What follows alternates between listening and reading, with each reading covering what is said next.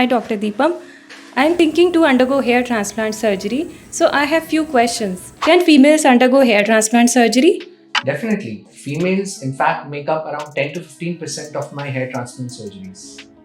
Will I be awake during hair transplant? So, the best part of hair transplant is that it's done in a local anesthesia. So, only the scalp skin is made numb, otherwise, the entire body is functioning. So, in fact, people watch music, they listen to TV, they see movies, and they see matches during the transplant. So, it's quite comfortable. Can I choose my hairline's look? So definitely, first what I do is I mic the hairline according to the type of the patient's face. Generally, we divide the face into three parts. Depending on that, I give you a hairline. But definitely, if you have some suggestions, we try to incorporate your suggestion and my expertise to give you the best outlook. How many grafts are needed for a full head? Okay, so it depends on patient to patient from the grades of baldness.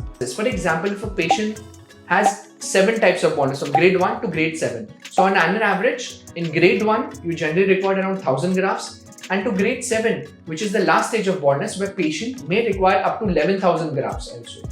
Do I need to shave or cut my hair before surgery? So there are 2 types of surgeries, shaven and unshaven. But when you decide depending on shave or non-shave, you don't have to do anything before the transplant. We have to come to the clinic and we will only do everything for you. So don't shave, don't color, or don't trim your hair before coming to the surgery.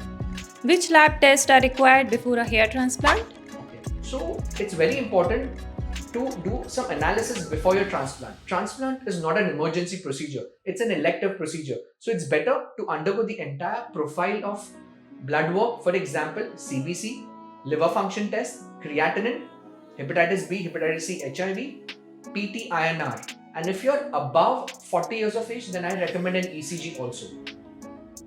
What is an unshaven hair transplant? Because I would not like to go bald before hair transplant. So we have a lot of clients who are celebrities or who do not want to shave their hair or have a face presentation. For example, they have to meet a lot of clients, so they don't want to shave their hair. So we have something like a non-shave transplant in which we do not trim the patient. We just use the hairs from the back and we trim in such a way that the upper layer covers the lower layer. Then like that we do it in a stepwise manner. For you to understand better, here are some pictures for you to understand how do we do a non-shave transplant. Will my hair transplant be noticeable? So we at Viva, and I personally, with years of experience, I devise the transplant or make my transplant in such a way that it looks amazingly natural. So we at Viva and my years of experience, and with this latest micro-FUE technique which I have launched, the results are very natural. Why? Because the graft quality is finer. When you have very thick grafts in your hairline, it easily becomes noticeable. But with micro-FUE technique, the grafts are very fine. So it gives like a very natural appearance, and you can comb your hair in any direction without anyone coming to know that you've undergone a hair transplant. Okay. For men, which method is used for beard transplantation? Is it the same as hair transplant? Yes, for beard transplant, we use the same methodology. But if you have some like patchy beard, then I can go a step ahead. I can remove beard from your lower part so that we can use this part and put it on the beard so it gives more natural result.